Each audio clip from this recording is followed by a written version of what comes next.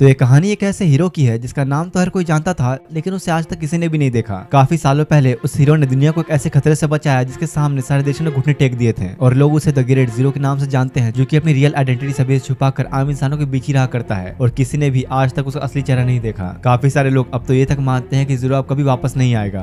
तो इन सब की शुरुआत होती है फ्यूचर से, ईयर 2095, जहाँ बहुत सारे मॉन्स्टर्स ने पूरी दुनिया में आतंक मचा कर रखा हुआ था, और पिछले 2 सालों में क्राइम रेट भी काफी ज्यादा बढ़ चुका था। लेकिन तब इस वर्ल्ड का सबसे पावरफुल हीरो लोगों को बचाने के लिए सामने आता है, जिसका नाम था जीरो। उसकी पावर्स के सामने कोई भी टिक ही नहीं पाता, और देखते ही देखते उसने बस कुछ ही घंटों के अंदर वर्ल्ड के सारे मॉन्स्टर्स का सफाया कर दिया। एक तरह से कह सकते हैं कि जीरो ही पूरी ह्यूमैनिटी का एक लास्ट होप था, जिसने लोगों के अंदर मॉन्स्टर्स और दुश्मनों से लड़ने के लिए कॉन्फिडेंस जगाया। जिसके बाद तो हीरोज की संख्या बढ़ती ही गई, और साल 2100 के आते आते तक क्राइम रेट भी बहुत ही कम हो चुका था। लेकिन साथ ही वर्ल्ड का सबसे फर्स्ट हीरो यानी कि जीरो साल 2095 के बाद गायब ही हो गया। उसके बाद से उसे आज तक किसी ने भी नहीं देखा, और तब से अब तक 5 साल बीत चुके हैं। असल में जीरो के बारे में सारी कहानी एक बड़े से टीवी स्क्रीन के ऊपर चल रही थी, जहाँ काफी सारे लोग इसे देख रहे थे, क्योंकि द ग्रेट हीरो जीरो के ऊपर एक नई मूवी आने वाली है, जिसमें उसके किए गए बड़े बड़े कारनामों के बारे में दिखाया जाएगा। यहीं पर एक लड़का भी खड़ा होता है, जो कि खुद से कहता है, ये लो अब तो उसकी 5th मूवी भी आ गई। पता नहीं तब लोग क्या सोचेंगे जब इन्हें ये पता चलेगा कि जिस हीरो ने दुनिया को बचाया, उसे आज उसकी बहन ने घर से बाहर निकाल दिया काम ढूंढने के लिए। सो हाँ, तुम लोगों ने सही समझा, यही है जीरो। वहीं थोड़ी दूरी पर एक कॉन्सर्ट चल रहा होता है, जहाँ पर काफी सारी लड़कियां शाइशन नाम के एक हीरो को देखने के लिए खड़ी थी, क्योंकि आज उसका एक काफी इंपॉर्टेंट कॉन्सर्ट है, और लड़कियां तो बिल्कुल पागल ही हैं उसको देखने के लिए।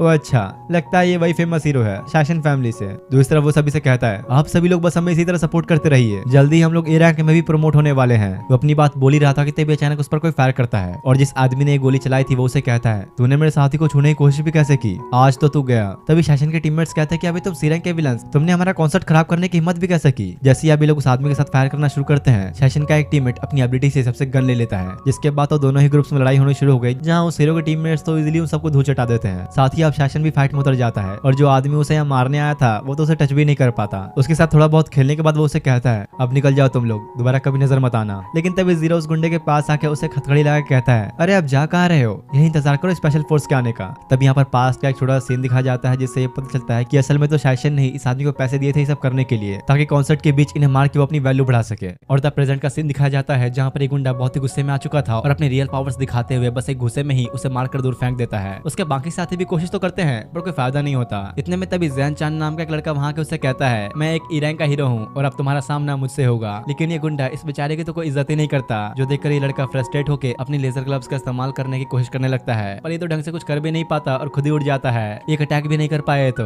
जीरो से कहता है, और भाई क्या हाल, ठीक तो है ना तू। लेकिन यार मानना पड़ेगा, ये लड़का तो हार मानने को तैयार ही नहीं होता, और अब हर बार अलग अलग वेपन से अटैक करने लगता है। लेकिन हर बार आखिर में बेचारा पिट ही जा रहा था। वो गुंडा अब गुस्से में उसे खत्म करने के लिए उसकी तरफ ही आने लगा, जो देखे जैन जीरो से कहता है, तुम जल्दी करो, यहाँ से निकल जाओ, मैं इसे संभाल लूंगा। और अभी भी यार ये लड़का हार मानने को तैयार ही नहीं है। अचानक तभी जीरो एक वेपन निकालकर उस गुंडे की तरफ भागते हुए जाके एक अटैक में ही उसे वहीं पर चित कर देता है। हीरो के बस एक ही अटैक से इस गुंडे की ये हालत हो गई। जीरो की ये पावर्स देखकर जैन समझ जाता है कि भाइयों के मामूली बंदा नहीं है, और अब वो उसके पैर पकड़ते हुए कहता है, चलो हम लोग साथ मिलकर काम करते हैं, मेरे सुपर वेपन्स और तुम्हारे सुपर स्ट्रेंथ के साथ हम दोनों इस वर्ल्ड की स्ट्रॉन्गेस्ट टीम बन जाएंगे। तो जीरो से कहता है, सच कह रहे हो क्या, मैं तुम पे भला यकीन कैसे कर लूं। तो जैन उसे बताता है कि भाई अभी तो मुझे जानता नहीं, अगर मैं अपने सारे वेपन्स लेकर आया होता ना तो ये गुंडा जिंदा नहीं बचता। इतने में तभी एक कार वहाँ पर आती है, जिसमें से एक लड़की बाहर निकलते हुए कहती है, यहाँ आखिर चल क्या रहा है। तभी जैन उसे देख के कहता है, ये तो एच सिटी की 3rd रैंक की सुपर हीरो है, मिस हानडोंग मोनो, प्लीज मुझे आपसे क्या एक ऑटोग्राफ मिल सकता है। तब उसके पूछने पर जैन उसे सारी बातें बताते हुए कहता है, यहाँ पर कुछ गुंडों ने मिलकर शासन फैमिली के हीरोज के ऊपर हमला कर दिया था, पर उनके लीडर को कोई भी हरा ही नहीं पाया। लेकिन फाइनली मैंने और मेरे असिस्टेंट ने मिलकर उसे ठिकाने लगा ही दिया। और जैसे ही वो पीछे देखता है तो जीरो तो वहाँ पर होता ही नहीं, गायब ही हो चुका है वो तो। कुछ देर बाद अब जब वो घर आता है तो वो देखता है कि यहाँ पर उसकी बहन एक कंपनी के सीईओ के ऊपर चिल्ला रही होती है, क्योंकि वो इसे अपने साथ काम करने को कह रहा था, जिससे तो भाई और भी गुस्से में आके उसे उठाकर ही बाहर फेंक देती है। जीरो आके कहता है, फिर से तुमने कंपनी के सीईओ को मार भगाया, ये तो काफी हैंडसम भी था। लेकिन यार मेन बात तो ये है कि इसकी बहन तो सिर्फ द ग्रेट हीरो जीरो के प्यार में डूबी हुई है, बस वही चाहिए इसे। तो देख लो, इसकी खुद की बहन को ही नहीं पता कि जीरो उसका भाई है। और तब वो जीरो से उसकी जॉब के बारे में पूछती है, पर यार इसने तो बस टाइम पास ही किया था, कोई जॉब तो मिली नहीं इसे। जो सुनकर इसकी बहन बहुत ही ज्यादा गुस्से में चिल्लाना ही शुरू कर देती है, कोई काम धाम तो है नहीं तुझे, घर पे ही बैठा रहेगा क्या, अपने कमरे को भी तूने पूरा कबाड़ा ही बना रखा है। साथ ही यार यहीं पे ये पता चलता है कि जीरो की मॉम और उसके डैड 10 साल पहले ही मर चुके हैं। तब से ही वो बस अपनी बहन के साथ रहता है, और असल में अपने मेन कैरेक्टर का नाम लिन है, जीरो तो बस इसका एक हीरो वाला नेम है। ये लोग बात ही कर रहे थे कि तभी वहाँ पर जैन चांद यानी कि वही ई रैंक हीरो वहाँ पर आता है। असल में यार ये लिन को एक हीरो बनाना चाहता है, और साथ ही वो उसे यहाँ पर अपना असिस्टेंट बनने की जॉब भी ऑफर करता है, जो सुनकर तो उसकी बहन बड़ी खुश हो गई, क्योंकि फाइनली लिन को एक जॉब मिलेगी। और वो उसे कहती है, अब से मेरा भाई तुम्हारा, जो चाहो उसके साथ करो। पर भाई जिसे ये जॉब करनी है उसे तो किसी ने पूछा ही नहीं। जैन उसे कहता है, टेंशन मत लो, कल मैं तुम्हें हीरो एसोसिएशन ले जाऊंगा रजिस्ट्रेशन करने के लिए, रेडी रहना। और अब बेचारे के पास बचने का तो कोई रास्ता होता नहीं, तो इसलिए अब अगले दिन जीरो जैन के साथ हीरो एसोसिएशन आता है, जहाँ पर आके वो जीरो का यानी कि अपना स्टैचू देख के पूछता है, भला जीरो के बगल में ये कौन है? तुम्हें ये भी नहीं पता क्या? ये एसएस क्लास के हीरोज है जो कि जीरो के साथ लड़े थे। जो सुनकर अपना हीरो तो खुद ही सोच में पड़ गया, भला है कौन ये लोग? मुझे तो याद भी नहीं कि मैं ऐसे किसके साथ लड़ा भी था। जैन अब उसे हीरो रजिस्ट्रेशन लॉ के बारे में बताने लगता है, जो कि 5 साल पहले शुरू हुआ था। तब उस समय एक बिल पास किया गया जिसके अकॉर्डिंग हीरोज को डिवाइड कर दिया गया उनकी बैटल और परफॉर्मेंस को देखकर, highest to lowest, SS rank से लेकर ई रैंक तक। और यहाँ रैंक सिस्टम की वजह से हीरोज के बीच काफी लड़ाई भी हुई। काफी सारे हीरोज ने तो काम भी छोड़ दिया इसकी वजह से। कुछ देर बाद एक लड़की जीरो का एग्जाम लेने के लिए वहाँ पर आती है, जिसे पास करने के बाद ही वो एक हीरो बन पाएगा। और यहाँ पर इसका एग्जामिनर एक बी रैंक का हीरो है जिसका नाम है मिस्टर याटिन। वो उसे कहता है, अगर तुमने मुझे 3 मिनट तक झेल लिया तो ये एग्जाम पास कर लोगे। तो जीरो कहता है, अच्छा अगर मैं तुम्हें हरा दूं तो? जैन तो सुन के हैरानी हो गया और उसे रोकने की कोशिश करता है, पर अपना लौंडा तो फुल कॉन्फिडेंस में था और अपना वेपन निकाल कर उससे लड़ने के लिए रेडी हो जाता है। याटिन भी पहला अटैक करने के लिए आगे बढ़ता है, पर जीरो ने तो बस उसे एक वेपन से ही रोक लिया। जो देखकर तो ये लड़की हैरान थी और कहती है, ऐसा पहली बार होते हुए देखा मैंने कि किसी ने मिस्टर याटिन का अटैक रोका है। जीरो से कहता है, वैसे मैंने जितना सोचा था तुम उतने भी कमजोर नहीं, तुम अब तक के मेरे सबसे स्ट्रॉन्गेस्ट कैंडिडेट हो, लेकिन फिर भी मेरे सामने टिक नहीं सकते। और अब याटिन अपनी फुल रेंज में आके जीरो पर अटैक कर देता है, पर इसने तो बड़ी जल्दी से डॉज कर लिया और अब वो तेजी से बिना मौका गवाए पत्थरों से जीरो पर अटैक करने लग जाता है। तो क्या हुआ बच्चे, बस तुम्हारे पास इतनी पावर्स हैं? ऐसे तो तुम भूल जाओ, कभी जिंदगी में मुझे हरा नहीं सकते। इसके बाद भी वो लगातार जीरो के ऊपर भर के अटैक करने लगता है, लेकिन इस बार जीरो सीरियस था और उसके मुंह पर एक जोरदार लात मारता है। और यार सिर्फ एक किक में ही बी रैंक के इतना पावरफुल हीरो को जीरो ने ढेर कर दिया, जो देखकर तो इधर इन दोनों का मुंह खुला खुला ही रह जाता है। जीरो के पूछने पर वो लड़की कहती है, तुम्हें फुल पॉइंट्स मिले हैं, अब तुम्हारा बस रिटर्न एग्जाम होना बाकी है। और वो बेचारी अब डरते हुए जाकर सब कुछ ला के बताती है, अब क्या करेंगे हम? सर याटिन को तो इस लड़के ने हरा दिया, पर यार यही इसके तो पसीने छूट रहे थे क्योंकि इसे अब रिटर्न एग्जाम देना पड़ेगा। कुछ देर बाद हॉस्पिटल के अंदर याटिन को दिखाया जाता है, जहाँ पर इसके सामने हांडोंग बैठी थी। अब जैसे ही उसे होश आया तो उसे याद आता है कि कैसे उसे जीरो ने हराया था। आखिर ऐसा कैसे हो सकता है? उस लड़के ने मुझे हरा दिया, मुझे कुछ ढंग से याद क्यों नहीं आ रहा? तो हांडोंग उसे कहती है, छोड़ो उसे, बस एक बुरा सपना समझकर भूल जाओ। वो नया लड़का वैसे काफी स्ट्रॉन्ग था, कम से कम ए लेवल का। और तब वो याटिन को जीरो का रिटर्न एग्जाम दिखाती है, जिसमें बेचारे को बड़े ही कम मार्क्स आए थे। इसका भी हाल कुछ साइतामा जैसा ही है, पावर तो बहुत है लेकिन पढ़ाई लिखाई के मामले में बिल्कुल जीरो। हांडोंग उसे उस क्वेश्चन पेपर का लास्ट क्वेश्चन दिखाती है, जो कि था कि हीरो के बारे में तुम क्या सोचते हो, जिसके जवाब में जीरो ने लिखा, मैं हीरो नहीं बनना चाहता, मुझे तो ये भी नहीं पता कि ये जस्टिस है भी या नहीं। तो इस तरफ इधर हीरो एसोसिएशन के अंदर जैन और जीरो एक साथ थे, जहाँ जैन तो उसका बड़ा ही मजाक उड़ा रहा था क्योंकि जीरो कॉम्बैट एग्जाम में पास तो हो गया, लेकिन रिटर्न एग्जाम में तो उसके सिर्फ 13 मार्क्स आए हैं, मतलब फेल ही हो गए। तो जैन की तो अभी भी हंसी नहीं रुक रही थी, तो इसलिए अब वो वहाँ से जाने लगता है। तो उसे रोकते पूछता है कि हुआ क्या, तुम ऐसे जा क्यों रहे हो? तो जीरो कहता है, एक हीरो बन के क्या ही फायदा, लोग तो फिर भी तुम्हारी इज्जत नहीं करेंगे। तो वो उसे रोकते हुए समझाने लगता है कि अरे भाई बुरा मत मान, हीरोज तो ऐसे ही होते हैं, उनके पास स्ट्रेंथ भी होती है और वीकनेस भी, और इसी चीज को देखकर ही तो इन्हें रैंक्स में डिवाइड किया जाता है। वो अच्छा ऐसा क्या? तो इसका मतलब तो ये हुआ कि जिन हीरोज की रैंक कम है उनकी कोई इज्जत नहीं, हमेशा उन्हें कमजोर की नजर से देखा जाएगा।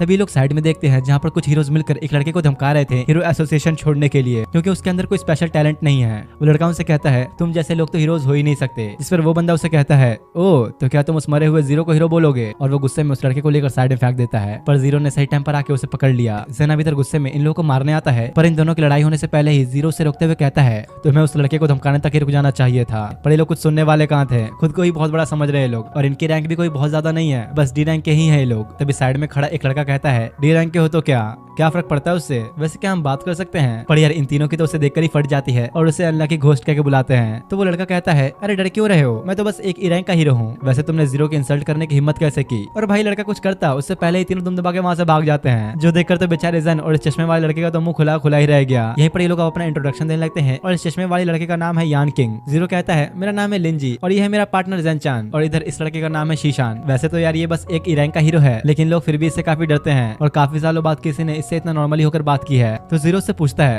तुम्हारे कोई दोस्त नहीं है क्या? जिस पर वो एक एनिमे कैरेक्टर का फोटो दिखाते हुए कहता है, मेरे पास तो बस ये है। तीनों ही ये देख के हैरान होते हैं कि भाई इसने तो एक एनिमे कैरेक्टर को अपना दोस्त बना रखा है। लेकिन तभी जीरो भी उसके पास जाके कहता है, अरे वाह तुम्हें भी ये पसंद है क्या? असल में जीरो को भी ये कैरेक्टर काफी पसंद थी, इसलिए दोनों एक दूसरे से मिलकर काफी खुश होते हैं। तब जीरो से कहता है, तो क्या तुम हमारी टीम ज्वाइन करना चाहोगे? शीशान तो ये सुनकर बड़ा ही खुश हो गया, क्योंकि पिछले 5 साल से ये बेचारा अकेला ही घूम रहा है, कोई भी टीम नहीं है इसके पास। साथ ही जैन को भी यहाँ पर उसे टीम में लेने से कोई दिक्कत नहीं होती। इसके बाद ये लोग इससे इसके एबिलिटीज के बारे में पूछते हैं, मतलब कि किस चीज के अंदर स्पेशल है। तो शीशान कहता है, बैड लक। जीरो पूछता है, तो क्या तुम इस एबिलिटी से अपने टारगेट को अनलकी बना सकते हो? लेकिन यार ऐसा नहीं है, असल में बात यह है कि जो लोग भी इसके साथ होते हैं वो अपने आप ही अनलकी हो जाते हैं, उनके साथ बहुत ही बुरा होता है। और अब ये सब जानने के बाद इन तीनों की बुरी तरह से ही फट जाती है। यही तो यार मेन वजह है कि इसके पूरे हीरो एसोसिएशन के अंदर काफी चर्चा है। असल में बचपन में एक ऑर्फनेज में रहा करता था, जहाँ पर सब इसे शीशान कह के बुलाते थे, पर एक दिन उस ऑर्फनेज में अचानक ही आग लग गई, जिसमें शीशान किसी तरह बच गया था और उसे फिर एक दूसरे ऑर्फनेज के अंदर भेज दिया गया। लेकिन कुछ दिन बाद वो जिस ऑर्फनेज में गया था, एक बार फिर से वो कुछ डिजास्टर्स की वजह से पूरी तरह से तबाह हो गया। और उसके बाद से ही जहाँ पर भी बेचारा जाता वो ऑर्फनेज ही डिस्ट्रॉय हो जाया करता था, जिसके बाद बेचारे शीशन के पास सड़कों पे घूमने के अलावा और कोई रास्ता ही नहीं था। और अब ये सब जानने के बाद तीनों ही काफी डर चुके थे और डरते हुए उसे दूर होने लगते हैं। अरे मुझसे भागो मत, कभी कभी मैं काफी लकी भी होता हूँ। तब जैन के पूछने पर वो बताता है कि आज से 5 साल पहले जीरो ने मुझे बचाया था जब काफी सारे मॉन्स्टर्स ने मुझे पर अटैक कर दिया था। तब से ही मैंने ये डिसाइड कर लिया था कि मैं उसके जैसा ही एक हीरो बनूंगा। और जीरो का वो पंच तो क्या ही लाजवाब था, मैं तो फैन हो गया उसका। ये बताते हुए ही वो एक्साइटमेंट में इधर पिलर के ऊपर एक जोरदार मुक्का मार देता है, जिससे पता नहीं कैसे पर ये पिलर टूट ही गया और छत नीचे गिरने लगती है। एक लड़की के ऊपर भी गिरने वाला था पर जीरो सही टाइम पे आके उसे बचा लेता है। इस चीज से तो तुम लोग को समझ में आ ही गया होगा कि शीशन को अनलकी घोस्ट क्यों कहते हैं।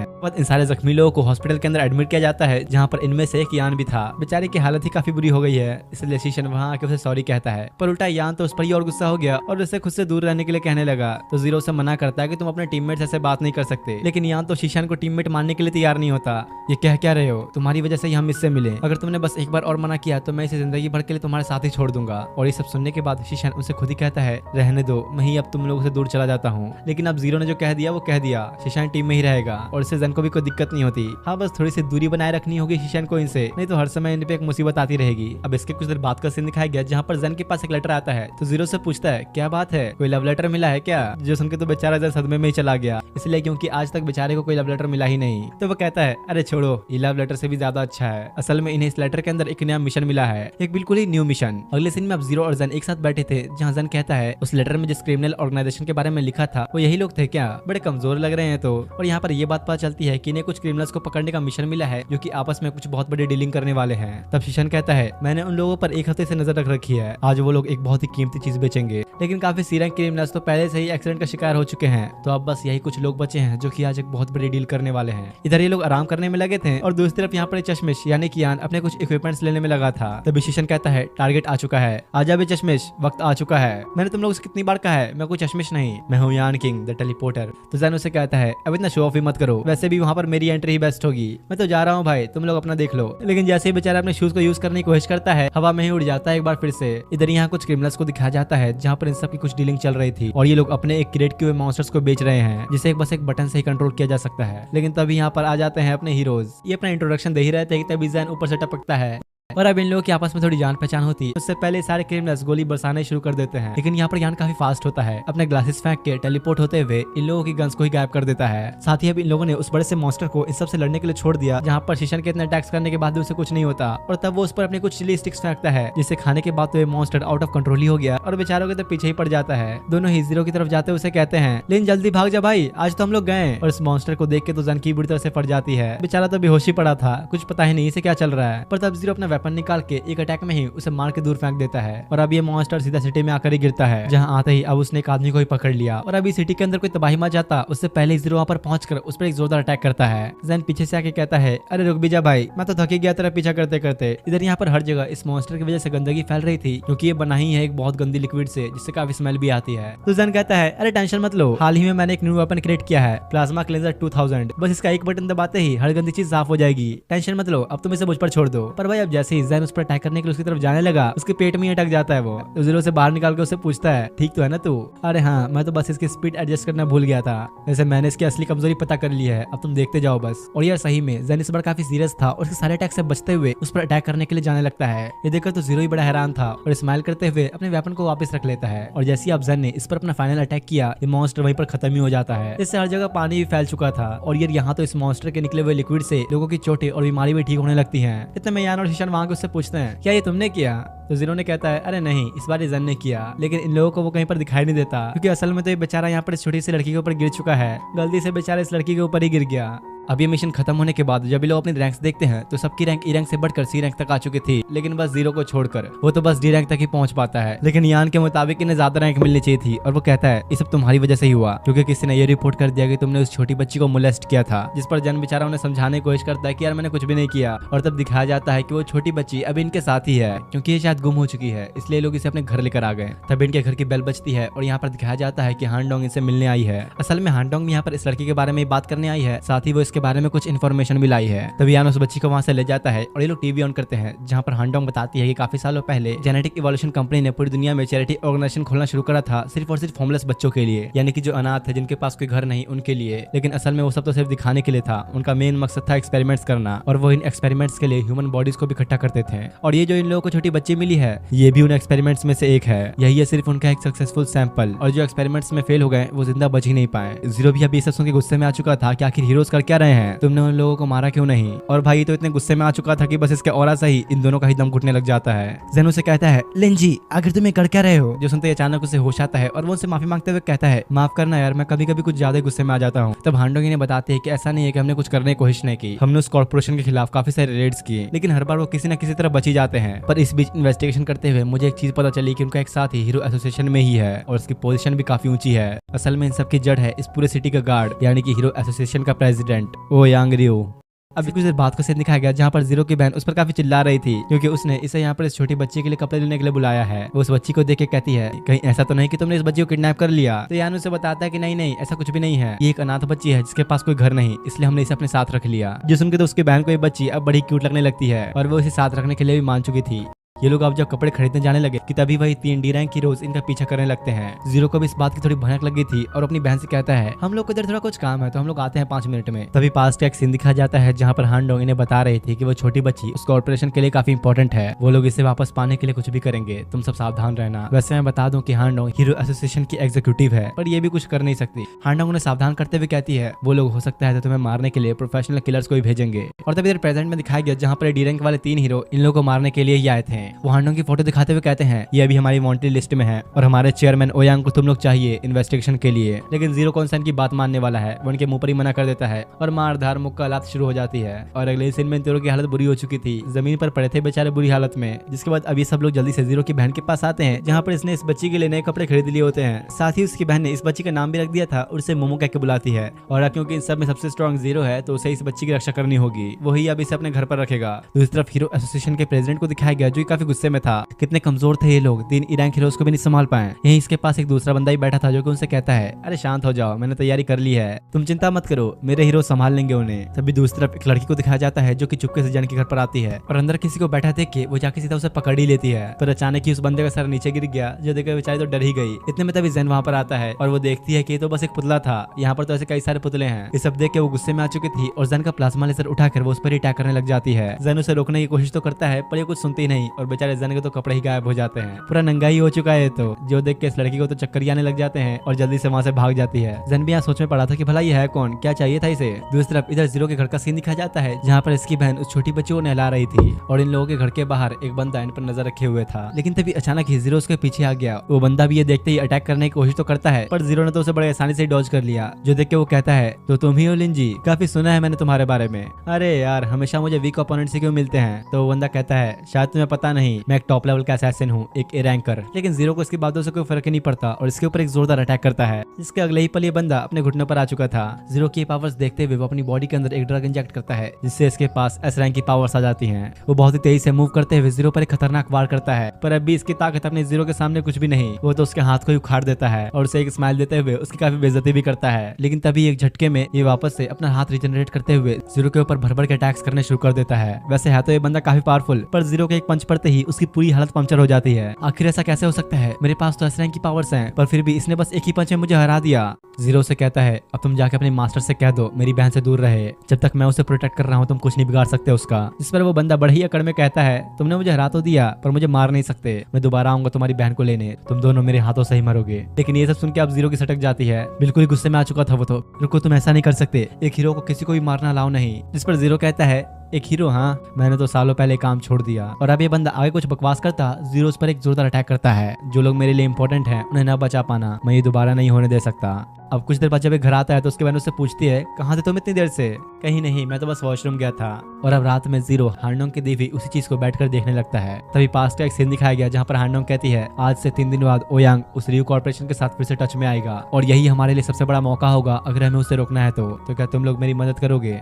अगले सीन में ये लोग हांडोंग के पास होते हैं जहाँ वो इन सबको बीसीटी की एक ए रैंक हीरो से मिलाती है, क्योंकि अगर इन्हें ओयांग को रोकना है तो कुछ मदद की जरूरत तो पड़ेगी ही। इस लड़की यानी कि इस ए रैंक हीरो का नाम है शियाओ ये। हांडोंग उन्हें बताते हैं कि सिर्फ यही नहीं, मसल अलायंस भी हमारी मदद करेंगे और ये मसल अलायंस कुछ बॉडी बिल्डर लोगों का ग्रुप है। हमें सबूत के तौर पर बर्जरकर सीरम्स की भी जरूरत होगी ताकि बाकी हायर मेंबर्स ओयांग रु को अरेस्ट कर पाएं। असल में बर्जरकर सीरम वही ड्रग है जो कि उस ए रैंक असैसिन ने अपनी बॉडी में इंजेक्ट करा था। इधर यहाँ शियाओ इन सबको देख के कहती है, मुझे नहीं लगता कि ये सब हमारे कुछ काम भी आ पाएंगे। वैसे भी ये लोग ओयांग के मुकाबले काफी कमजोर हैं और शियाओ के ये कहने की वजह से इन लोगों की आपस में ही बहस छिड़ जाती है। तो हांडोंग उसे कहती है, अरे तुम्हें भी पता कहाँ है, लिंजी भले ही ऐसा दिखता है लेकिन फिर एससीटी में सिर्फ यही है जो कि ओयांग के डिफेंस को तोड़ सकता है। इसी बीच बातों बातों में यान की भी शियाओ से बहस होनी शुरू हो गई थी। तो हांडोंग कहती है, अब बस भी करो, शिशान ने पहले ही जेनेटिक इवोल्यूशन कंपनी के पैराडाइज हेडक्वार्टर को ऑलरेडी डिस्ट्रॉय कर दिया है। अगर हम आपस के झगड़ों की वजह से फेल हुए तो उसकी सारी मेहनत बर्बाद हो जाएगी। और ये लोग अब पूरी तरह से तैयार भी होते हैं ओयांग रु की वाट लगाने के लिए। अब इसके कुछ देर बाद का सीन दिखाया गया जहाँ पर सब मिलकर ओयांग के ऊपर नजर रखने का काम कर रहे थे और इधर ये मसल अलायंस के बंदे जीरो के साथ बैठे थे जहाँ वो उसकी बॉडी को दबाते हुए उसकी काफी तारीफें करते हैं, लेकिन इससे बेचारा काफी फ्रस्ट्रेट हो जाता है। दूसरी तरफ यहाँ ओयांग के पास एक हेलीकॉप्टर आता है जो देख के वो कहता है, आप बिल्कुल सही टाइम पर आए मिस्टर गान। लेकिन ये मसल अलायंस के लोग तो कुछ ज्यादा ही जोश में आ चुके थे और बिना हांडोंग के ऑर्डर्स के उन पर अटैक करने के लिए चले जाते हैं। कोई बेचारी हांडोंग के ऑर्डर्स को फॉलो ही नहीं कर रहा है और अब इन सबके बीच फाइट होनी शुरू हो जाती है जो देख के मिस्टर गान जल्दी से हेलीकॉप्टर से भागने की कोशिश करने लगता है, पर शियाओ उसी हेलीकॉप्टर के ऊपर ही अटैक कर देती है। तब ओयांग किसी को हंटर कह के पुकारता है और तब अचानक शियाओ के ऊपर गन से कुछ अटैक किए जाते हैं। हांडोंग ये देख के कहती है, तुमने तो हंटर को भी अपने साइड कर लिया। असल में यार ये Hunter top class A rank hero है जिसकी एबिलिटी है ओमनी साइंस और गन्स चलाना। सीधे सीधे बोला जाए तो वो एससीटी का नंबर 1 हीरो है।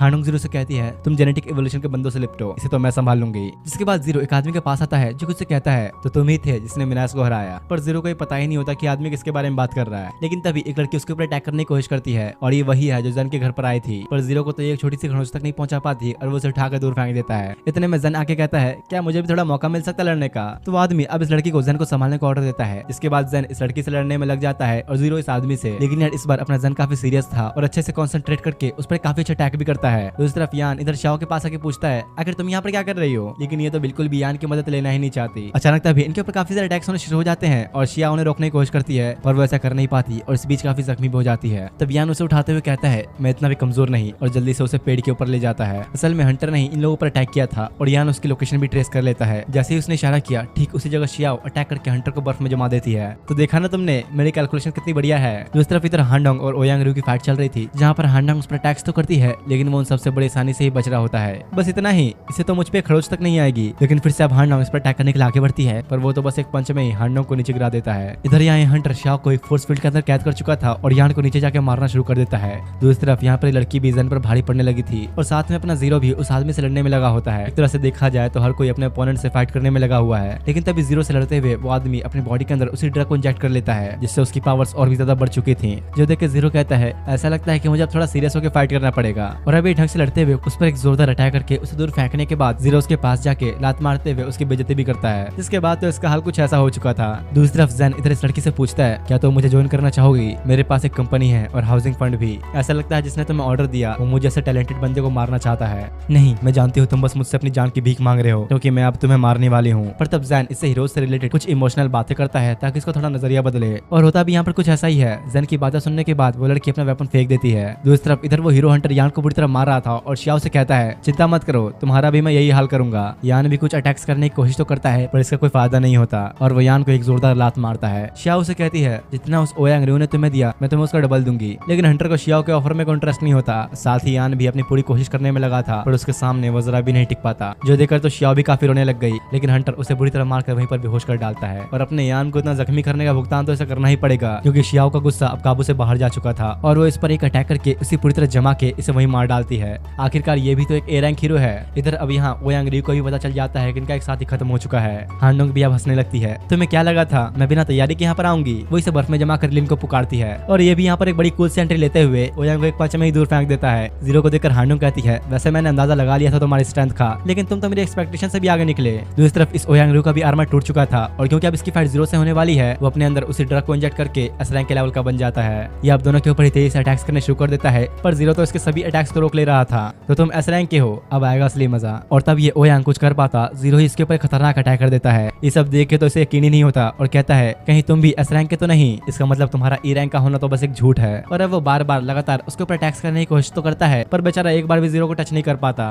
तभी जीरो उसे पकड़ते हुए ऊपर की तरफ से फेंक कर एक बहुत ही पावरफुल अटैक करता है जिससे आसपास एक बहुत ही बड़ा ब्लास्ट होता है। है। हांडोंग पूछती है ये मर गया क्या? अरे नहीं, मैंने थोड़ा कंट्रोल में रह के इस पर वो अटैक मारा था, कुछ दिनों में इसे होश आ भी जाएगा। वैसे यार हांडोंग को भी अभी लगने लगा है कि एलियन पक्का एस रैंक के ऊपर के लेवल का है। इतने में तब यहाँ पर जैन और ये लड़की भी आ जाती है तो जीरो से कहता है अरे तुम दोनों तो एक दूसरे से नफरत करते थे ना। जो सुनकर लड़की शर्मा गई और जैन को उठा के दूर फेंक देती है। साथ ही अभी इधर शाओ बियान को लेकर पहुंच जाती है जहाँ बेचारी काफी घबराई हुई थी इसके लिए, क्योंकि वो काफी जख्मी भी हो चुका है। अब कुछ समय बाद ये सारी घटना टीवी न्यूज में भी आ चुकी थी कि कुछ सी क्लास हीरोज ने मिलकर एक बड़े क्राइम का खुलासा किया है। असल में न्यूज हॉस्पिटल की टीवी में चल रही है जहाँ पर अपना यान एडमिट है। वो इस बात से हैरान था कि इन लोगों ने तो किसी को भी इस बारे में कुछ बताया ही नहीं, तो आखिर ये सारी बातें न्यूज में कैसे फैल गई। लेकिन पिछली रात की फाइट के बाद शियाओ काफी चिंता करने लगी है यान की, और सिर्फ यही नहीं, जन के साथ की भी वो लड़की जिसने उससे फाइट की थी वो अब उसकी काफी सेवा कर रही है। इतने में तभी जीरो भी वहाँ पहुंच जाता है जो कि हांडोंग को ढूंढ रहा था। तभी उसके पीछे से हांडोंग आते हुए कहती है मुझे ढूंढ रहे थे क्या? कहीं ऐसा तो नहीं कि तुम मेरे प्यार में पड़ गए? कन्फेस कर सकते हो अगर चाहो तो। लेकिन यहाँ तो यार देखने में ऐसा लग रहा है कि हांडोंग ही जीरो के प्यार में पड़ रही है। यहीं पर वो सबको बताती है कि मैंने तुम सबके लिए स्पेशल ट्रेनिंग का इंतजाम किया है। जो सुनकर यान और जन काफी खुश होते हैं, पर जीरो को तो ट्रेनिंग करने में कोई इंटरेस्ट ही नहीं होता, क्योंकि भाई बंदा ऑलरेडी काफी स्ट्रॉन्ग है तो उसे ये फालतू की ट्रेनिंग करने की क्या जरूरत, और इसलिए वहां से जाने ही लगता है। लेकिन उसके इस बर्ताव से शियाओ चिढ़ चुकी थी। तुम ज्यादा नहीं उड़ रहे, तुम तो बस 2 रैंक हीरोज को हराकर खुद को इतना स्ट्रॉन्ग समझने लगे हो। 8 ग्रेट फैमिलीज के अंदर ऐसे काफी सारे लोग हैं तुम जैसे, यहाँ तक कि एसएस रैंक के भी। तो जीरो कहता है तुम लोग चाहो तो एक साथ मिलकर भी मुझे हरा नहीं सकते। और अब होना क्या था, जीरो ने तो इन सबको चैलेंज ही कर दिया है। तो ये सब मिलकर अब उस हॉस्पिटल के छत के ऊपर उससे लड़ने के लिए आ जाते हैं। सबके सब एक साथ मिलकर अटैक्स करते हैं, जिनमें शियाओ सबसे आगे आ गई थी लड़ने के लिए। लेकिन जीरो भी ये देख के कुछ ज्यादा ही जोश में आके उसे एक जोरदार पंच मार देता है। अरे सॉरी मुझे माफ करना, मैं कुछ ज्यादा जोश में आ चुका था। और अब ये लड़की भी उसे लड़ने के लिए आ गई। साथ ही हांडोंग भी रुकने वाली कहाँ थी, जीरो पर बार बार अटैक्स करके उसे जमाने की कोशिश करती है। लेकिन वो तो उसके आइस को एक पंच में ही तोड़ डालता है। और अब हांडोंग जल्दी से अपना सबसे पावरफुल अटैक करके उसे वहीं पर जमा देती है। लेकिन यार यहाँ पर होगा वही जो जीरो चाहेगा। बड़ी आसानी से ही वो आइस को तोड़ते हुए हांडोंग और बुफियो को दोनों को ही हरा देता है। तब उसे याद आता है अरे अभी जन भी तो बचा है। और इधर भाई ये जन भागने की कोशिश कर रहा था, पर जीरो तो इस बेचारे को भी नहीं छोड़ता। अरे 12 बज गए, मुझे तो मोमो को लेने भी जाना है। और ये कहते हुए वो चुपचाप वहां से चला जाता है। बुरी हालत कर दी इसने तो सबकी। लेकिन अगले ही सीन में तो यार इसके खुद की बुरी हालत हो जाती है, क्योंकि इसकी बहन ने इसका मार मार के मुंह ही तोड़ दिया होता है। उसे पूछती है तुम्हें डॉग कहाँ से लाए? तो वो बताता है कि जब मैं मोमो को घर ला रहा था तभी मुझे वहां मिला। हालत तो देखो इस बेचारे की, इसकी बहन ने तो मार मार के इसका पूरा चेहरा ही सुझा दिया। वो अभी जीरो की वजह से बहुत ही गुस्से में थी, पर मोमो और ये डॉग दोनों ही मिलकर इसका दिल पिघला देते हैं। अगले दिन अब उसकी बहन वो डॉग को लेकर उस जगह पर आती है जहाँ पर वो काम किया करती है। बाहर खड़ी शानदार गाड़ी को देख के उसे लगता है आज तो कोई बड़ा आदमी आया है। वो अंदर जाके अब डॉक्टर किन से बात करती है, जहाँ पर वो इसे खुद ही कुछ एक्सपेरिमेंट्स करने को कहता है। असल में यार यहाँ पर ओयांग प्रेसिडेंट आया हुआ है और ये डॉक्टर उसे माफी मांगता है, क्योंकि ये ओयांग रियो को ठीक नहीं कर पा रहा। काफी गहरी इंजरीज आई हुई है इसे। ये सुनते ही अभी सामने बैठा बूढ़ा आदमी ओयांग रियो को वहीं पर मार डालता है। मेरी इस ओयांग फैमिली में कचरे की कोई जगह नहीं। अब वो वहां से जाने ही लगा कि तभी वहां पर एक बंदा आता है जो कि इस ओयांग प्रेसिडेंट को देख इस्तेमाल करता है। तो वो उसे कहता है डोंगयांग मुझसे भिड़ने की कोशिश मत करना, पहले मुझे हांडोंग के साथ हिसाब बराबर करना है। अब उस प्रेसिडेंट के जाने के बाद डोंगयांग डॉक्टर किन से कहता है मैं तुम्हारे लिए आज एक स्पेशल हेल्प लेकर आया हूँ, इससे मिलो, यह है डॉक्टर मुझेली और तुम आगे से आप मेरे इंचार्ज हो गए फ्यूचर प्रोजेक्ट्स में। कुछ देर बाद अभी सबको दिखाया गया जहाँ पर सब लोग अपनी ट्रेनिंग पूरी करके आ रहे थे। लेकिन ये लोग तो आते शीशान को ही सुनाने लगे, क्योंकि काफी मुसीबत झेलनी पड़ी है इन्हें इसकी वजह से। इधर यहाँ तो हांडोंग की भी फीलिंग्स जागने लगी है जीरो के लिए। ऐसा लगता है कि अब तो ये प्यार में पड़ गई है इसके। तभी वहीं पर एक लड़का आता है जो कि जीरो को पहचानता था। इसने जीरो के थोड़े बहुत कारनामों के बारे में सुना है, इसलिए ये अब उसे अपना मास्टर बनाना चाहता है, पर जीरो को इसमें कोई इंटरेस्ट नहीं होता। इतने में तभी यहाँ पर हीरो एसोसिएशन के नए प्रेसिडेंट की एंट्री होती है। ओयांग रियो तो अब मर चुका है, इसलिए अब उसकी जगह पर एक नया प्रेसिडेंट आया है। ये और कोई नहीं बल्कि डोंगयांग है। ये भी डोंग फैमिली का एक मेंबर ही है और जीरो भी इसे बड़ी गौर से देखने लगता है। तभी शीशान कहता है क्या तुम लोग को नहीं लगता मुझे नए प्रेसिडेंट से मिलना चाहिए अपनी रैंक का पता लगाने के लिए? लेकिन ये सुनते ही सबके सब उसे ही मारने लग जाते हैं। तभी हांडोंग इस नए प्रेसिडेंट से कुछ बातें करने के लिए इसके पास आती है और इन दोनों की बातों से यहाँ पर ये पता चलता है कि डोंगयांग तो असल में इसका भाई है। कुछ देर बाद अब ये सब भी वहाँ पर आते हैं तो डोंगयांग जीरो के पास आके कहता है तो तुम ही हो ना लिंजी, सुना है मैंने काफी तुम्हारे बारे में, तो तुम्हारा हमारी फैमिली ज्वाइन करने का क्या ख्याल है, आना चाहोगे हमारे साथ? बाकी सब तो सुन के बड़ा ही खुश होते हैं क्योंकि जीरो को एक काफी अच्छा ऑफर मिला है, पर जीरो तो बिना कुछ सोचे समझे उसके मुंह पर ही मना कर देता है। जो सुनकर डोंगयांग बहुत ही गुस्से में आ चुका था और उसे मारने की धमकी भी देता है। बातों बातों में ही इन दोनों के बीच बहस छिड़ जाती है, जिस वजह से डोंगयांग बहुत ही गुस्से में आके अपनी पावर रिलीज करने लगा, जिससे यहाँ पर मौजूद सभी लोग अपने घुटनों पर आ चुके थे। लेकिन ये सब देख के अब जीरो को भी बहुत ही गुस्सा आ जाता है और वो अब अपनी पावर से रिलीज करता है। और अपने जीरो का तो और इतना ज्यादा था कि डोंगयांग भी उसे संभाल नहीं पाता, तो बिल्कुल ही अपने घुटनों पर आ जाता है और यहाँ तक तो इसके मुंह से खून तक भी निकलने लगा। तुम तो सच में काफी स्ट्रांग हो। और अब इससे बिना ज्यादा बकवास के जीरो और बाकी सब वहां से जाने लग जाते हैं। तब डोंगयांग कहता है मुझे उम्मीद नहीं थी कि इसके पास इतनी ज्यादा पावर्स होंगी। अब इधर जाते हुए शीशान जीरो से कहता है ऐसा लगता है कि मिस हांडोंग अब खतरे में है। हाँ तुमने सही कहा, यहाँ पर जरूर कुछ गड़बड़ है। और वो उसे अब इस नए प्रेसिडेंट के ऊपर नजर रखने के लिए कहता है, पता लगाओ जरा आखिर चल क्या रहा है। तब जीरो को उसकी बहन का कॉल आता है जहाँ पर वो उसे बताते हैं कि डॉगी का एक्सपेरिमेंट सक्सेसफुल हो चुका है, आके उसे ले जाओ। तब वो नया बंदा यानी कि डॉक्टर मुसेली उसके पास आके डॉगी के एक्सपेरिमेंट्स के बारे में पूछता है। असल में उसकी बहन ने इस डॉगी को एक्सपेरिमेंट्स की मदद से काफी समझदार बना दिया है। अब ये बातों को समझने के साथ साथ पढ़ाई भी कर सकता है। इसके सारे रिजल्ट्स बिल्कुल नॉर्मल है और अब इसका बस थोड़ा सा क्लिनिकल ट्रायल बचा है। तभी जीरो की बहन के पास वही बंदा आता है जो कि उसे शुरुआत में अपने साथ काम करने के लिए कह रहा था। क्या फिर से आगे तुम निकल जाओ यहाँ से, मेरे पास इन सब के लिए टाइम नहीं है। तो वो उसे कहता है, अरे मैं तो तुम्हें यहाँ से निकालने आया हूँ, तुम्हें यहाँ पर काफी खतरा है। असल में इस लैब के स्पॉन्सर यानी कि एक तरह से ये कह सकते हैं कि जिसकी वजह से लैब चल रहा है वो डोंग और ओयांग के लाइन से हैं और वो दोनों ही एक साथ कुछ साजिश कर रहे हैं। तभी सभी ये बात समझ में आती है कि अभी न्यू प्रेसिडेंट डोंग यांग है। अगर ओयांग फैमिली और ये दोनों एक साथ मिल चुके हैं, डॉक्टर किन को भी काफी खतरा है, मैं उन्हें अकेला नहीं छोड़ सकती। वो बंदा इसे रोकने की कोशिश तो करता है, लेकिन भाई जीरो की बहन मानने वाली कहाँ थी और उसे थैंक्स कह के वहां से चली जाती है। तभी ये इधर किसी को कॉल करते हुए कहता है, हेवेंस गॉड को बुलाओ लिनवान को मेरे घर पर सेफ रखने के लिए। दूसरी तरफ यहाँ पर जीरो जन के साथ होता है, लेकिन तभी उसने यहाँ पर चलते हुए कुछ नोटिस किया और दौड़ते हुए एक लड़की को जाकर पकड़ लेता है। तो बताओ तुम आखिर प्रोफेसर किन की फैसिलिटी में नजर क्यों आ रही थी? और तब जीरो के कहने पर जन अपना एक सीक्रेट वेपन इस्तेमाल करने के लिए भी तैयार होता है। तभी कुछ लोगों को दिखाया गया जो कि एक बिल्डिंग के ऊपर होते हैं, लेकिन इतने में जीरो आके कहता है, कहीं तुम लोग इसका इंतजार तो नहीं कर रहे थे? जो देख के लोग बिल्कुल ही हैरान थे और कहते हैं, आखिर तुम लोगों ने इसके साथ क्या करा? लेकिन भाई ये सवाल तो जीरो का है कि ये लोग आखिर यहाँ पर कर क्या रहे हैं, और अगले ही सेकंड में वो इन सबको मारकर बेहोश कर देता है। बस पलक झपकते ही ये सब के सब जीरो के हाथों ढेर हो गए। जैन को उनमें से एक के पास गोल्डन मेडल मिला जो कि 8 ग्रेड क्लास में से एक लॉन्ग क्लास के पास होता है, जो सुन के जीरो को अचानक ही लॉन्ग वैंगफिंग के बारे में याद आता है। ये बंदा तो अभी भी मेरी बहन के पीछे पड़ा है, इसे तो अब सबक सिखाना ही पड़ेगा। और इससे यहाँ पर ये पता चलता है कि इसी बंदे का नाम वांगफेंग है। उसे तब एक कॉल आती है जिससे उसे ये पता चलता है कि हेवेंस स्क्वाड हार चुकी है और उन सबको अब हॉस्पिटल में एडमिट किया गया है। असल में यार ये हेवेंस स्क्वाड जिसे जीरो ने हराया वो सबके सब ए रैंक के थे, लेकिन फिर भी वो लोग हार गए और अपनी सारी मेमोरी भी खो दी। इसलिए वांगफेंग को अब डोंग यांग पर गुस्सा आता है क्योंकि इसके मुताबिक वही एक है जो कि ये सब कर सकता है। दूसरी तरफ यहाँ पर जीरो अपनी बहन के पास आके उसे एक लॉकेट पहना देता है और कहता है, अगर तुम्हें कभी कोई खतरा महसूस हो तो बस इस बटन को दबा देना, मैं तुम्हारी मदद के लिए वहाँ पर पहुंच जाऊंगा। उसकी बहन तभी यहाँ पर उसे कुछ कहने वाली थी पर वो रुक जाती है क्योंकि वो इन सब में जीरो को इन्वॉल्व नहीं करना चाहती और उसे अब डॉगी को घर ले जाने के लिए बोलती है। तो जीरो जन से कहता है, चल भाई इसे तेरे घर ले चलते हैं, सभी तो काफी रईस है ना। रात के टाइम अब शीशन को दिखाया गया जो कि हांडोंग के ऊपर नजर रखे हुए था। तभी उसके घर के बाहर एक कार आती है और ये देखते ही वो जल्दी से इस बारे में जीरो को इन्फॉर्म कर देता है। उस कार में से एक बंदा निकल के हांडोंग के सामने आता है जो देख के वो कहती है, यंग मास्टर ओयांग आपका यहाँ पर आने के लिए शुक्रिया। अरे अगर मैं नहीं आता तो पता नहीं तुम और कौन सी गड़बड़ कर देती। वैसे अपनी फ्यूचर वाइफ के लिए मैं इतना तो कर ही सकता हूँ। लेकिन हांडोंग इसका हाथ उठाते हुए कहती है, टाइम हो चुका है, चलो चले। तो कहता है, ओयांग रियो को ठिकाने लगा के तुमने काफी अच्छा काम किया। वो इसे थोड़ा सा अच्छे से बात करने की कोशिश करता है, लेकिन हांडोंग तो उसकी ओर बुराई कर देती है, जिससे गुस्से में आकर उसे पकड़ ही लेता है। बस तुम शादी तक रुक जाओ, फिर देखना मैं क्या करूंगा। तो हांडोंग कहती है, इतना ही नफरत करते हैं मुझसे तो मार क्यों नहीं देते? अरे नहीं यार, मैं तो तुम्हारे साथ हैप्पी लाइफ जीने के लिए बेकरार हूँ। इतने में तभी मसल अलायंस के हट्टे कट्टे पहलवान हांडोंग को बचाने के लिए वहाँ पर आ जाते हैं, लेकिन ये उसके पास जा पाते उससे पहले ही उसके रोबोटी ने घेर लेते हैं। चलो मैं खुद को तुम्हें इंट्रोड्यूस करता हूँ, मैं हूँ जी हाओ ओयांग क्लैन से और मैं तुम्हारी मिस हांडोंग का फियांसे हूँ। हांडोंग अब इन सबको रोकने के लिए कहती है, तुम लोग इसमें इन्वॉल्व मत हो, मैं सब अपनी मर्जी से कर रही हूँ। लेकिन ये लोग तो अब भी नहीं मानते और हांडोंग को बचाने के लिए इनसे फाइट करना शुरू कर देते हैं। पर शायद ये रोबोट्स कुछ ज्यादा ही पावरफुल है, ये लोग तो इनके सामने टिक भी नहीं पाते और सबके सब बुरी तरह से हार जाते हैं। जी हाओ हांडोंग को कार में ले जाते हुए कहता है, देख लो अभी सब तुम्हारी वजह से ही मारे जाएंगे। हांडोंग इसे अभी सब रोकने के लिए कहती है क्योंकि रोबोट्स अभी नहीं रुके थे और इन्हें बुरी तरह से मारते ही जाते हैं। शीशन भी ये देख के दूर से अपनी गन फायर करता है, पर इस जिहाओ ने तो उसकी गोलियों को बस अपनी उंगली से रोक लिया और अब शीशन के ऊपर ही वापस मार देता है। यहाँ तक कि इसने कार के अंदर बैठे बैठे ही उससे बुरी तरह जख्मी भी कर दिया। हांडोंग उसे कहती है, जो तुम कहो मैं वो करने के लिए तैयार हूँ, बस प्लीज तुम मेरी जाने दो।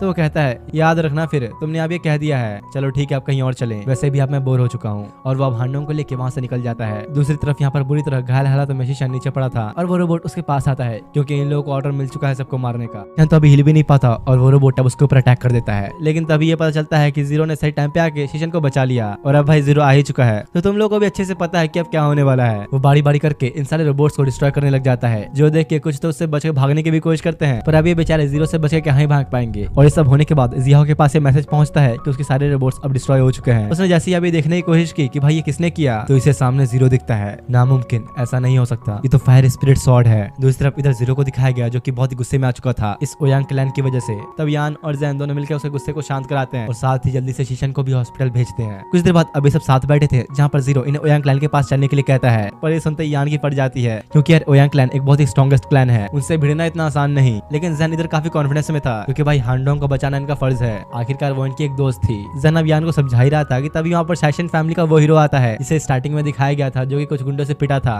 जीरो से पूछता है, अरे अब तुम यहाँ पे क्या कर रहे हो? तो कहता है, मैंने सुना मिस हांडोंग मुसीबत में है, इसलिए मैं भी अपने मास्टर की मदद करने के लिए आया हूँ। और अब जब हर कोई तैयार है इसके लिए तो आखिर में यान भी मान ही जाता है। कुछ देर बाद बूफियो इन्हें ओयांग रेसिडेंस का पूरा मैप दिखाती है और साथ ही यार इसने तो उनका सारा डेटा हैक भी कर लिया। उन्हें बताती है कि इस जगह पर एंगेजमेंट सेरेमनी होने वाली है जो कि दोनों क्लैंस के बीच के झगड़ों को खत्म करने के लिए किया जा रहा है। ये दोनों क्लैंस ही अपनी इज्जत की काफी परवाह करते हैं, तो इसलिए लोग शादी से पहले हांडोंग को कोई भी नुकसान नहीं पहुंचाएंगे। जो सुनते ही जीरो एक बार फिर से बहुत ही गुस्से में आ चुका था। तो जेन उसे कहता है, अरे थोड़ा शांत रहो, हमें कुछ भी करने से पहले एक प्लान चाहिए। और वो शासन से कहता है, तुम अपने फैंस को इकट्ठा करके उन सबका ध्यान भटकाना, और इधर मैं, यान और लिंजी सीक्रेटली उनके बेस में एंटर करेंगे। बुफी और टोडो का काम होगा उनके सिक्योरिटी सिस्टम को ब्रेक करना। असल में मेरा टोडो इनके डॉग का नाम है, जो कि अब काफी इंटेलिजेंट हो चुका है। जिसके बाद अभी लोग प्लान के मुताबिक ही काम करने लगे। शासन अपने फैंस को इकट्ठा करके इनका ध्यान भटकाता है और इतने में बुफी उनके सिक्योरिटी सिस्टम को ब्रेक कर देती है। और इधर यहाँ पर ये लोग चुपके से अंदर घुसने लगते हैं। दूसरी तरफ शियाओ को दिखाया जाता है, जो कि हांडोंग के पास आके उससे पूछती है, तुम सच में करने जा रही हो? जरूरी है क्या करना? तो वो कहती है, मैं कुछ कर नहीं सकती, ये क्लैन वालों का डिसीजन है। तभी जिहाओ वहाँ पर आता है, जहाँ इसके साथ शानगुआन नाम का एक बंदा भी था। शियाओ उसे देख के काफी खुश हो गई और उसके साथ अब डिनर करने के लिए बाहर जाने लगती है। हांडोंग उसे पूछती है,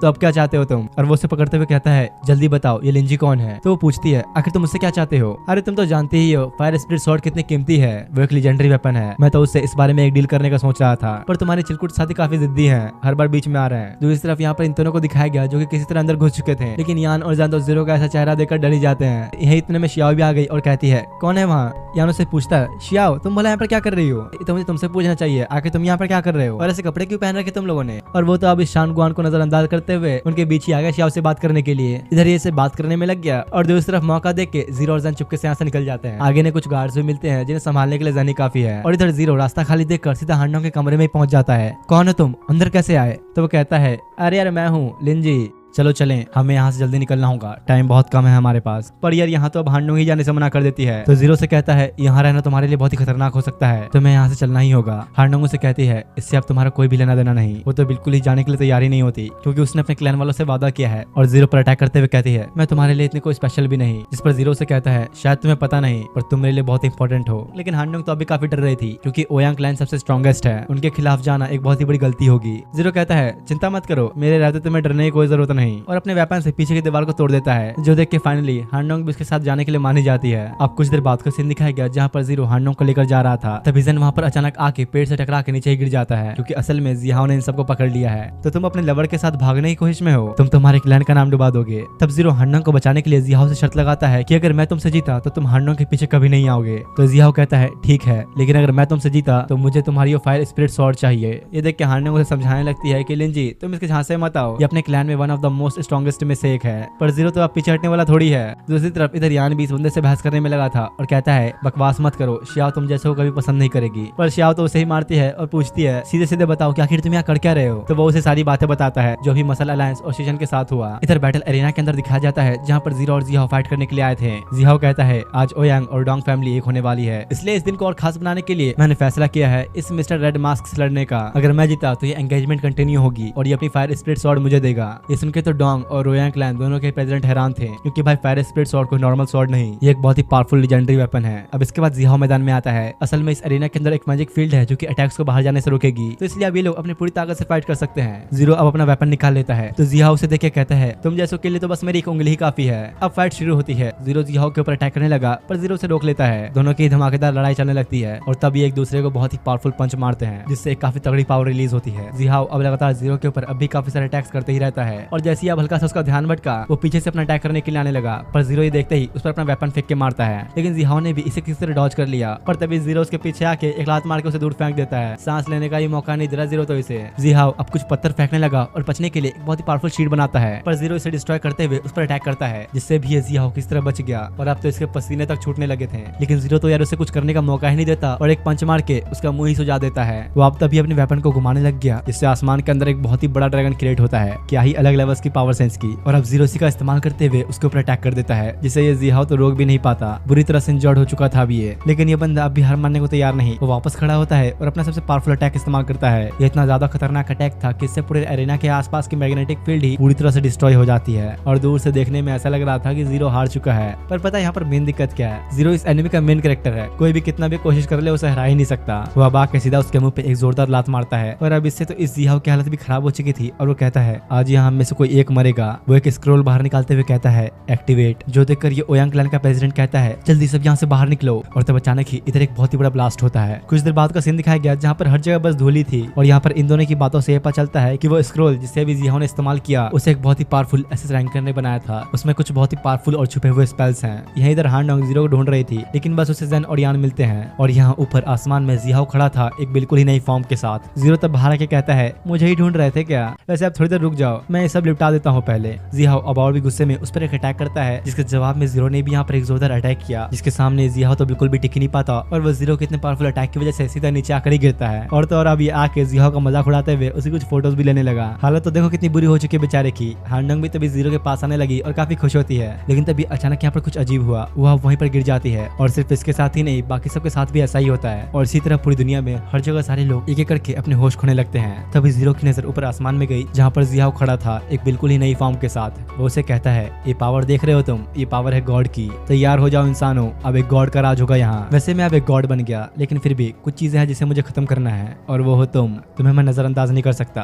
तो जीरो कहता है, तुमने इन लोगों के ऊपर माइंड कंट्रोल का इस्तेमाल किया। जिस पर वो कहता है, हाँ ऐसा ही कुछ समझ लो, लेकिन अब तैयार हो जाओ इस गॉड को पूजने के लिए। और वो अब जीरो के ऊपर अटैक कर देता है, लेकिन भाई जीरो ने तो अब उल्टा उस पर ही अटैक कर दिया, जिसे वो रोक भी नहीं पाता। और उसे कहता है, टकली और थोड़े स्ट्रॉन्ग होने से तुम गॉड बन जाओगे क्या? और अब इन दोनों के बीच एक बहुत ही भयंकर लड़ाई शुरू हो जाती है। जीरो कहता है, ऐसी पावर्स हासिल करके भी क्या ही फायदा। तो ये जियाओ अब अपनी बकवास करने लगा कि गॉड को किसी की जरूरत नहीं होती, वो अपनी मर्जी से इस दुनिया को चलाता है और मेरे राज के अंदर इस दुनिया में कोई भी क्राइम नहीं होगा। तो जीरो कहता है, हाँ वैसे भी सारी क्राइम की जड़ तुम ही हो। जियाओ कहता है, चाहे जितना बोल लो, वैसे भी आप तो मेरे हाथों ही मरोगे। और जीरो के ऊपर एक बहुत ही पावरफुल अटैक मार के उसे नीचे गिरा देता है। जियाओ अब उसके माइंड के अंदर घुसने की कोशिश करने लगा, लेकिन एक अजीब सी जगह पर पहुंच जाता है, जहाँ पर काफी सारे कुछ मॉन्स्टर्स जैसी चीज होती है। इसे तो कुछ भी समझ नहीं आता कि यहाँ पर चल क्या रहा है। और तभी पीछे से इसे एक लड़के की आवाज आती है, जो कि इसे कहती है, मैं बस यही चाहती हूँ कि तुम सुकून से अपनी जिंदगी जियो। और उसके साथ यहाँ पर जीरो भी बैठा होता है, जो कि रो रहा था। लेकिन तभी जियाओ उस जगह से बाहर आता है, और इधर जीरो खड़े होते हुए कहता है, मैंने फैसला किया था कि मैं कभी भी अपने पास्ट वाले रूप में वापस नहीं आऊंगा। और ये कहते हुए अपना लिंजी फाइनली जीरो के रियल फॉर्म में ट्रांसफॉर्म हो जाता है। ये देखकर तो भाई अभी जियाओ को भी बुरी तरह से पड़ गई और कहता है, ऐसा नहीं हो सकता, ये तो जीरो है। तो देख लो यार, यही है इसका असली रूप, जीरो की रियल फॉर्म। लेकिन ये जियाओ इस बात को तो मानने के लिए तैयार नहीं होता कि जीरो उसके सामने खड़ा है और उसके ऊपर अपना अटैक कर देता है। लेकिन अब चीजें पहले जैसी नहीं रही। जीरो तो इसके अटैक को बड़ी आसानी से रोकते हुए उसके ऊपर ही वापस अटैक कर देता है और कहता है, हाँ जैसा कि मुझे उम्मीद थी, मेरे अटैक्स पहले से थोड़े से बेकार हो चुके हैं। लेकिन ये जियाओ अभी भी हार नहीं मानता और एक नई फॉर्म के साथ लड़ने आ जाता है। तो जीरो कहता है, वैसे काफी टाइम हो गया इसे इस्तेमाल करे, चलो ट्राई करते हैं। Zeroth form judgement. उसके ये अटैक करते ही आसपास एक बहुत ही बड़ा ब्लास्ट होता है और इससे जियाओ की फॉर्म भी डिस्ट्रॉय हो गई।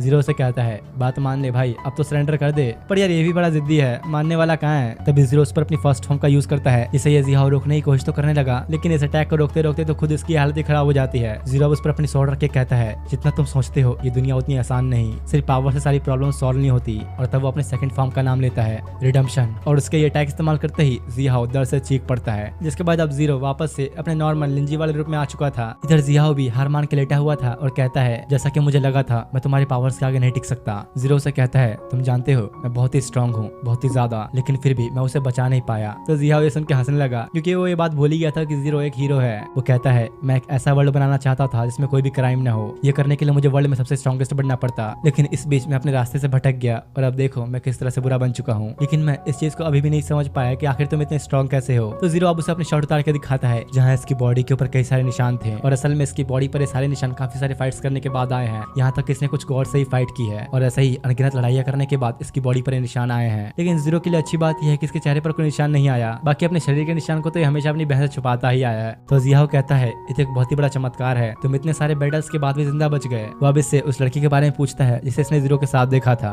तो वो कहता है, माफ करना, मैं इस बारे में कोई बात नहीं करना चाहता, और तुम जरा मुझे जीरो कहना बंद करो, मैंने हीरो बनना काफी टाइम पहले ही छोड़ दिया। तो वो कहता है, ऐसी ही बात है तो फिर तुमने रजिस्टर ही क्यों किया हीरो बनने के लिए। लेकिन जीरो को तो ये बात खुद ही नहीं पता होती कि आखिर इसने ऐसा क्यों किया। जियाओ खुश होते हुए कहता है, मुझे यकीन नहीं हो रहा कि मैं तुम जैसों के यहाँ तो मर रहा हूँ। इस पर जीरो कहता है, एक सिंपल लाइफ जीने में कोई बुराई नहीं। और इधर जियाओ भी धीरे धीरे खत्म हो जाता है। अगले सीन में अब जीरो एक जगह पर आता है और यहाँ पर जितना भी इसने हांडों के साथ समय बिताया था सब कुछ याद करने लगता है।